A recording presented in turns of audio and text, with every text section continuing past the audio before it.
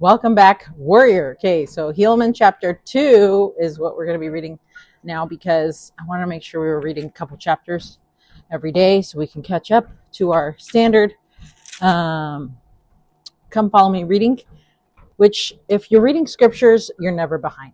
Just saying. Like one of the brothers in my ward, I'm always talking about how late I am to the temple to my appointments or whatever. And he's like, you're never late when you go to the temple. And I'm like, but I am. And he's just like, no, you're never late. You get there right when you're supposed to. And it's so funny because I've actually thought about that more. And I'm like, that's true, because if I had gone any earlier, I would have missed seeing this sister. And if I would have gone any later, I would have missed seeing this other sister, and like I'm literally at the positions where I'm supposed to be to meet these sisters and say hi to them and stuff. And so I'm like, I guess he is right, And I think it's the same with scriptures. You're never behind when you're reading scriptures. Like, you are always where you need to be for where you're at, right? So I think that's beautiful, and I will take it because I don't need more shame around my lateness, tardiness, or whatever. Okay, Helaman chapter 2. Helaman the second becomes chief judge. Oh, by the way, the brother who tells me this is a sealer at the temple, and so, he's so nice. Anyway, Gadianton leads the band of Kishkumen. Helaman's servant slays Kishkumen, and the Gadianton band flees into the wilderness. Okay. Kishkumen. All right. Sometimes I wonder who their mothers are, because these guys, I'm like, really? Who's your mom? She would not be proud of your actions right now. Okay. Helaman chapter 2, verse 1. And it came to pass in the 42nd year of the reign of the judges, after Moronihah had established again peace between the Nephites and the Lamanites, behold, there was no one to fill the judgment seat, right? Because Pahoran, Pecumeni, and Paankai all died. Therefore, there began to be a contention again among the people concerning who should fill the judgment seat. And it came to pass that Helaman Jr., who was the son of Helaman, was appointed to fill the judgment seat by the voice of the people. But behold, Kishkumen, who had murdered Pahoran, did lay wait to destroy Helaman Jr. also. And he was upheld by his band, who had entered into a covenant that no one should know his wickedness. So this is like a Gadianton robber type, right?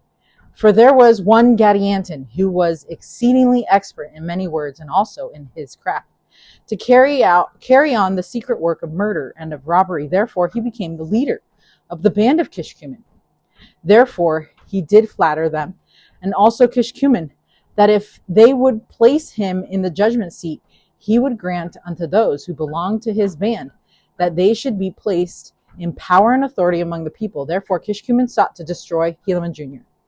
Ugh, the worst, right?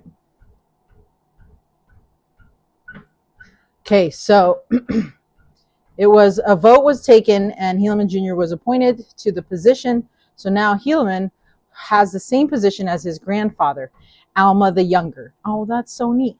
But Helaman was now in a vulnerable position because the last two men who held that position, Pahoran II and Pecumeni, had both been killed.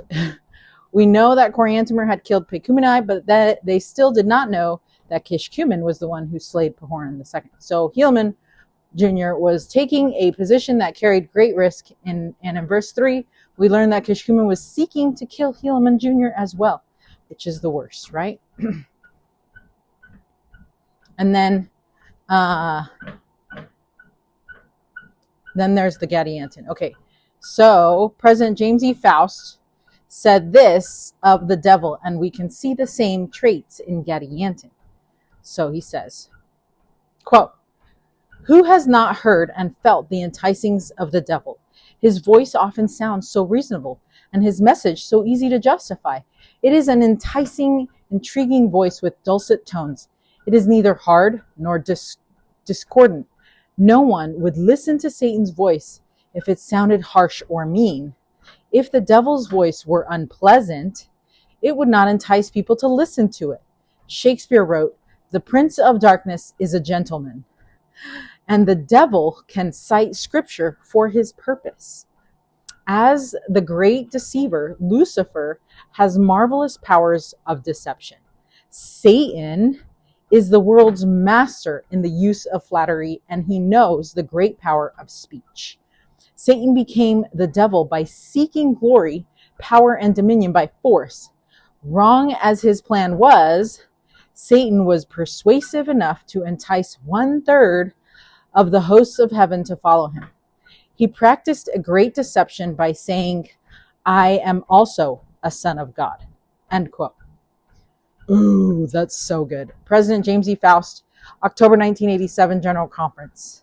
I'm going to have to go listen to that one because that whole talk, because it sounds marvelous. I love it when prophets and apostles can share insights about Satan's tactics. Like, we need all the help we can get. And whenever prophets and apostles can give us those extra tips, I love them. And my ears go like this when I hear them telling me some Satan's tactics. I'm like, yeah, tell me more, because I need to know these things so that I can prepare and so that I can strengthen myself and fortify myself against those tactics, right? Okay, I'm gonna be actually screenshotting this so that I can actually, let's delete that one. That one was too small of a screenshot. Let's do it one more time. Here we go. Yeah, because it's so important for us to recognize the tactics of the adversary so that we can be ready, I saved the photos. All right. We should send this to our family just because it's powerful. Okay. And it came to pass, as he went forth towards the judgment seat to destroy Helaman, behold, one of the servants of Helaman, having been out by night and having obtained through disguise a knowledge of those plans which had been laid by his band to destroy Helaman Jr., and it came to pass that he met Kishkumen, and he gave unto him a sign. Therefore Kishkumen made known unto him the object of his desire, desiring that he would conduct him to the judgment seat, that he might murder Helaman Jr. And when the servant of Helaman had known all the heart of Kishkumen, and how that it was his object to murder, and also that it was the object of all those who belonged to his band to murder and to rob and to gain power, and this was their secret plan and their combination, the servant of Helaman Jr. said unto Kishkumen, "Let us go forth unto the judgment seat." Now this did please Kishkumen exceedingly, for he did suppose that he should accomplish his design. But behold, the servant of Helaman Jr., as they were going forth unto the judgment seat, did stab Kishkumen even to the heart. Oh, yes, he was a double agent. That he fell dead without a groan. Or I guess secret agent, because it's not double, right? And he ran and told Helaman Jr. all the things which he had seen and heard and done.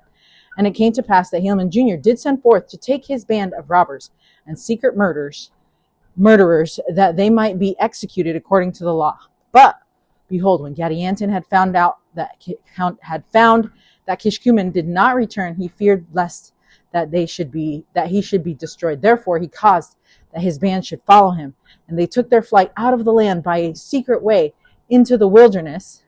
And thus when Helaman Jr. sent forth to take them, they could nowhere be found, because they escaped, because they're cowards. That's what they are. And more of this Gadianton shall be spoken hereafter. And thus ended the 42nd year of the reign of the judges over the people of Nephi. And behold, in the end of this book, ye shall see that this Gadianton did prove the overthrow, yea, almost the entire destruction of the people of Nephi. Oh, that's sad. Behold, I do not mean the end of the book of Helaman, but I mean the end of the book of Nephi, from which I have taken all the account which I have written. So he's talking about the whole book of Mormon. That's sad, right? So Gadianton's plan to have Kishkumen kill Helaman Jr. did not work because there were good men keeping watch. Helaman's servant was like Helaman's undercover agent, who was able to figure out what was really happening and what was then he was able to stop the murder and stop Helaman Jr.'s murder and kill Kishkumen. In verse 11, Gadianton and his band escape, but this was not the end of them, not by a long shot, sadly.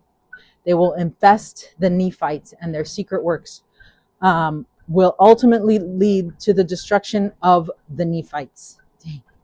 Sadness, right? Okay, so why would Helaman make a good chief judge?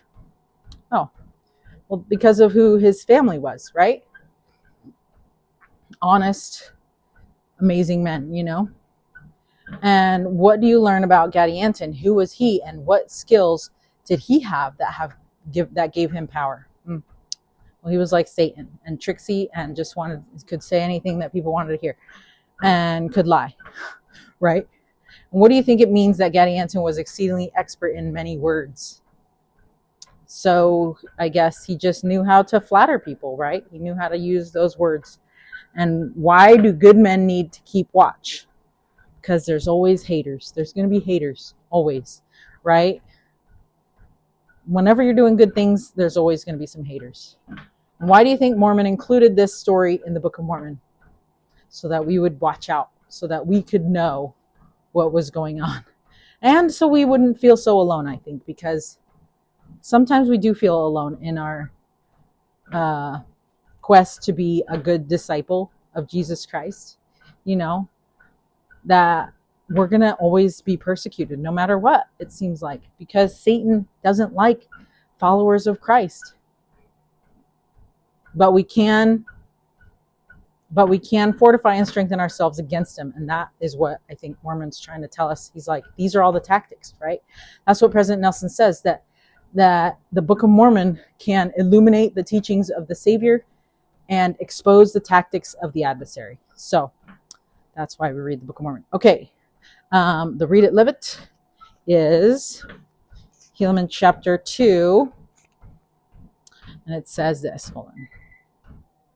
Okay, now we're at 2 miles. Woo, nice. Okay, here's the Read It, Live It. It says, some of the tactics of the enemy are flattery and secrecy. Learn to be aware of people who are using those tactics. Avoid them at all costs. Yes, totally. All right, until Helaman chapter 3, stay strong, warrior, and avoid Satan's tactics.